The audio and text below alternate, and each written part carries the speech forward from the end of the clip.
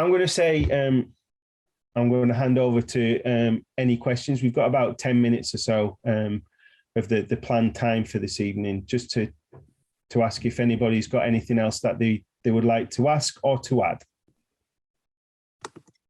I've just got one thing, Paul. So rewinding to when I first didn't have a clue about anything, what was really helpful for me was spending time with Tomo, learning how to match a new athlete to whatever stock of chairs. So I went down to Stoke Mandeville a few times where you don't know what you're going to get in terms of people. Literally, they rock up to the spine unit games or to a willpower event, and you've got 4 or 5 chairs. How on earth do you know which chair and which adjustments you can do? And I think that was the bit that was most useful for me, because obviously first experience is critical. And Tomo is exceptional at getting people onto the track and around the track really quite quickly. Sometimes with chairs that are a little bit old, sometimes more modern. But that was the bit that was probably the hardest hurdle to learn, but the most essential from an athlete viewpoint. Yeah, no, I think that's a really good point, Job, and that it is one of the hard things. And Ian, just to give credit, was somebody who I reached out to in the early years when I was first starting out, approximately some time ago now, where Ian was a great help just to kind of give some guidance on that as well. And so just some of the presentation actually is, I'm fairly certain, Ian, you wrote. I did recognise some of the photos. So we've definitely taken some of that work that you've done. So give credit to you and to say thanks for that. We've pulled a lot of that stuff together from different bits of advice. And I think the key bit for me with that as a kind of a message is, and one of the philosophies of wanting to try and put this webinar series together is to share the knowledge and to share experiences to help coaches, so that we don't just rely on the likes of Ian or Job or others, so that we can actually have a resource that we can then share to other coaches, where we've got athletes who are coming to different clubs and to hopefully expand the sport. So that's for me, that's one of the key philosophies of trying to put this session together. So welcome other thoughts on the intro stuff. Anything else that you think that we might want to add at this stage? I think one of the key things I would always throw in there is around it's had the health and safety aspects of it. So particularly around the chair and making sure that you don't crash. And as I say, the thing is always written down as being a break, but I always call it an ever so slightly slower downer, because it's a bit like if you ride your bike and you lean forward onto the handlebars and slam the back brake on, it will slide. Most of the weight in the racing chair is on the back wheels. And so if you slam the anchors on the front tyre will just actually skid. So it's better off using the brake to slow down rather than actually stop. And you do see people who've tried that, and there's the characteristic ball patch on the front tyre of people who slam the brakes on a bit too hard. But also looking after shoulders as well, and making sure of flexibility and good strength in the rotator cuff. A lot of the pushing it's using kind of forward movement of your arms.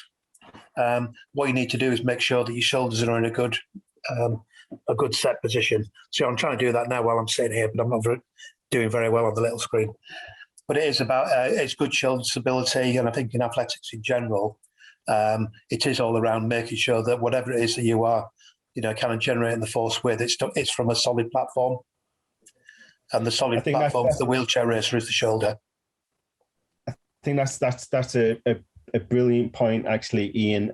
With regards to some of the additional work that I've been looking at, and I know others have, around kind of the physical preparation flexibility, strength development in the shoulder area, rotator cuff, the upper back, and some of the work that you can do around use of just other training methods. So whether that be the use of medicine balls, whether it's boxing as an example, whether you're just hitting against pads. There's a number of different things that you can consider. That's not just about being in the chair as well, and that holistic athlete development then comes to mind with regards to how we're developing the individual. And just on that one, I guess it's a general thing. Most athletes tend to sit a little bit more upright when they first start, whether that's a competence thing, not knowing where they're going, liking to be able to see ahead. But if you've got someone that's newly injured, particularly a spinal cord injury, it does take a little while to build up those trunk and neck muscles and stuff to be able to lie forward. So even with Marcel, he didn't just go into that super aero position. He would have started up with his shoulders up at one point. And people have probably seen guys go to draft, order a chair to sit like David Weir, and then they've got their chin on the frame the whole way. That's quite aspirational. So, my view is get people comfortable to a position that can keep the front wheel down, but they can see. And then once they've got the strength and the sort of chair skills, then they can perhaps start going a bit more aero. And like I said with Tomo before, normally he'll start off with a wedge of foam and possibly without the athlete realising it, slowly disappear to the point that they can get onto their legs.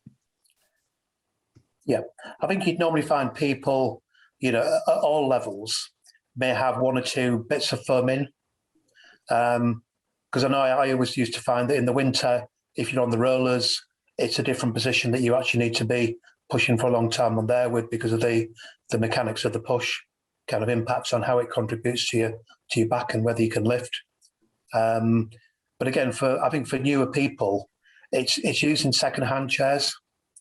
I think as you'd said, I think there was a joke comment around, people start and they're probably heavier than they will be than they will in a few months' time. So it's always best to start off, in something that's a bit cheaper. Don't buy your best bikes until you've trained pretty hard.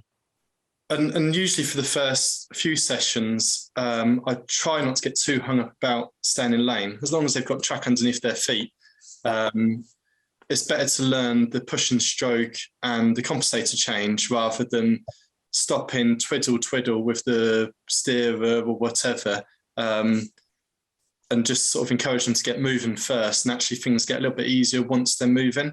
Otherwise, it's always good if you start off on the line between lane 4 and lane 5, then you've got 4 lanes one way and 4 lanes the other way to actually get down the 100 metres in. And that's always a good one. But also using rollers is great for people who are pretty new, because you're not then having to kind of give feedback every 400 metres. Or chase after them and get them out somewhere. But the compensator bit is probably the biggest cause of frustration for a lot of guys. And it is just reassuring the athlete, like I said, Paul, that needs to be changed as you get quicker, but also hopefully you get more symmetrical. So you'd like to think that you don't need to be correcting the stroke. So for a beginner, it's not unusual to have to use the compensator, not because of the wind or anything. It's because their right arm is more dominant than left and you're having to pull stuff across. But it can drive people mad to begin with. That said, we've probably all had 5 and 6-year-olds that can jump in a chair and learn to hip and use stuff much quicker than adults. It's not even age dependent. Some adults are probably harder to teach than kids. Yeah.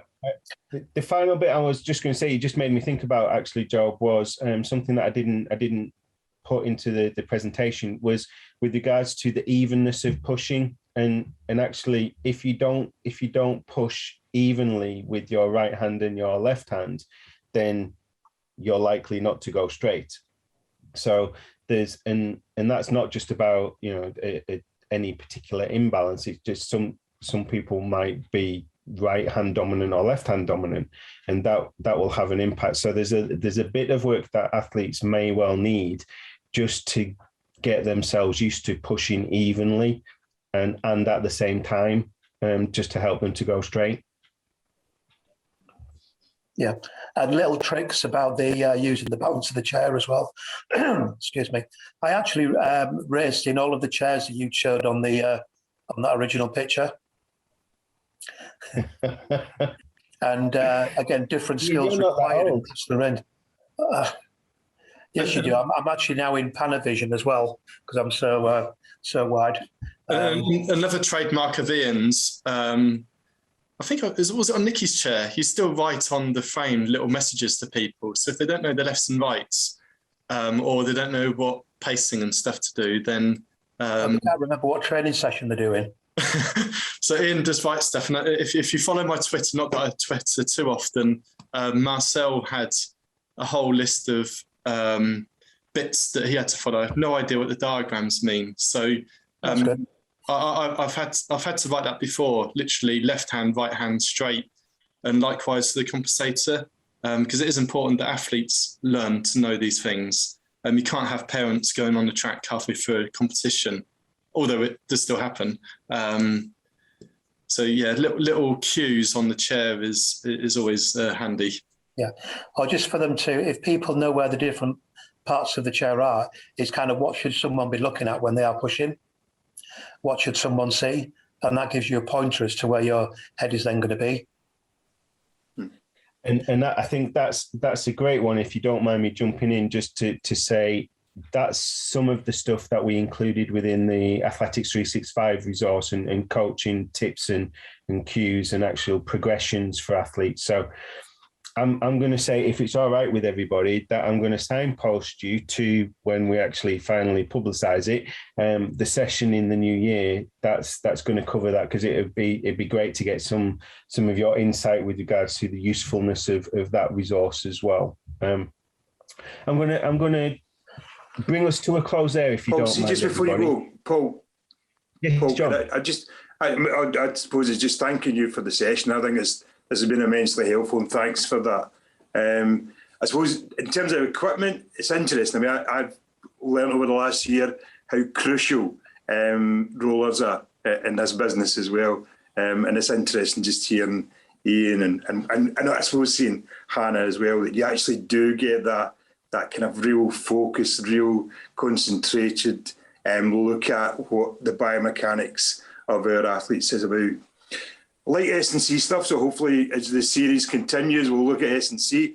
The bit I wonder if Ian's interested. I mean, this is a chat could go on forever, and I will shut up, Paul. But the equivalency, I think, is something I'd be really keen to look at as a coach as well. The question was posed to me early on in working with my group. So you're a runner, but what is the equivalency in terms of running? And I've tried to do that as a runner and a kind of part-time would-be cyclist.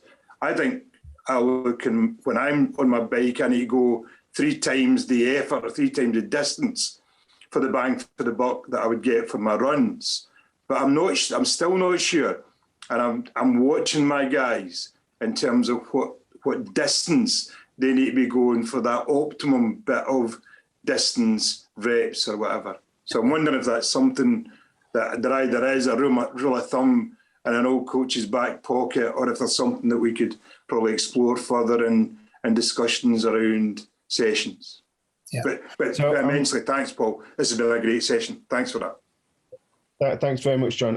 In quick answer to your question, Ian actually has done a great amount of work on that. I've got a number of the kind of the differentials, if that's the right explanation, cool. Ian, around the distances and so on. So it is something that I was thinking that we may well explore in the new year. But Ian, if there's anything that you... Can I get a link with Ian? I know we've got Job's and your contacts. That would be great to share that, if you're okay, Ian. Yeah, because I think one of the key things, it's a bit like with anybody, it's doing things for the same amount of time. Absolutely. Is a good marker for it. Aye. So if you've got somebody who can do 100 metres in 10 seconds running, than if you got somebody who's going to be doing it in 20 seconds. I always kind of think of the being a fat lad myself now, the poor little fat lad who used to be, when they're running reps of 400 meters and the fastest one gets in and has 15 seconds rest, and as soon as the bigger lad arrives in, I used to hear that, absolutely. They're back off again, so right. And it changes the session that they're actually then doing. So one's doing a sprint session and one's doing an endurance session. And but yeah, no, there's one interesting one, which is with, again, athletes who are doing steps. So again, you know, the kind of quick pitter patter. That's for speed of contact. Sure. With the floor. In order to get to, for a wheelchair racer to do that, they need to be going at the speed at which they would be doing that at. Absolutely, yeah. So for a sprinter, that's when you're at top speed, maybe at 20 miles an hour. But you can do that, pat, pat, pat on the floor in a, not quite off a postage stamp, but you know what I mean. But you can, that's right. So we used to say, in order for us to do that, we have to probably push a mile. Sure, okay. To get up to speed, say to a, you know, climb the hill to a downhill and then be able to push it, to be able to push 10 pushes. Mm-hmm. Okay. And so it looks like an endurance session, but it's not. It's a speed session. Cool. I remember Chris Hoy was saying his speed session used to last 3 hours. He'd be riding around the track nice and easily, and then every now and again there'd be 20 seconds. Arthur Lydiard would probably approve of that one, wouldn't he? Yeah. The Lydiard has, absolutely. Yeah, cool. And so you're dealing with it's different energy systems and different mechanics. And exactly. Yeah, so it's a bit like with Chris Hoy sitting on his bike, pedaling around nice and easy. I know we do a session on a Saturday morning at Glasgow Green. There's a couple of lovely hills that you just alternate and But so we're doing wind resistance and friction, and the runners are doing gravity. Absolutely. Jumping up. Absolutely. Cool. Thanks. I'll look forward to further discussions. Thank you. Cool. No, genuinely, brilliant. Thanks. Thanks for the input there as well, Ian. I am going to bring us to a close though, if you don't mind, everybody. I'm just going to say a massive thank you for your engagement and involvement this evening, but a real massive thank you to Hannah for being my guinea pig this evening and being able to just demonstrate. I really appreciate you giving the time, Han. Really good of you.